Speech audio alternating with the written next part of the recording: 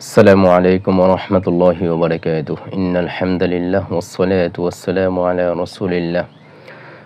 সম্মানিত দর্শক, আমরা আজকে যে বিষয়টি নিয়ে কথা বলবো তা হলো গুনাহ করার পর কিভাবে নিষ্পাপ হওয়া যায়।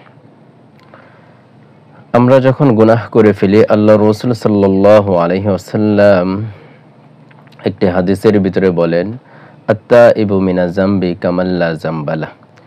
যে ব্যক্তি গুনাহ করার পর গুনাহ থেকে তওবা করে নেয়, ওই ব্যক্তি নিষ্পাপ বাচ্চাদের সমতুল্য হয়ে যায়।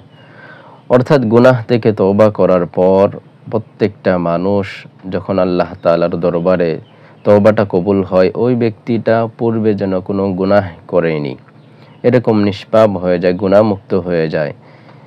যেহেতু আমরা কোনো সময় বলতে পারবো না যে আমাদের এই তওবাটা কবুল হয়েছে, তাই আমরা সর্বদাই সব সময় দৈনিক আমরা তওবাহ করব, ইস্তিগফার পড়ব, আস্তাগফিরুল্লাহ আস্তাগফিরুল্লাহ আস্তাগফিরুল্লাহ। তাহলে আমরা বুঝতে পারলাম যে তওবা করলে, গুনাহ থেকে তওবা করলে ওই ব্যক্তিটা নিষ্পাপ হয়ে যায়।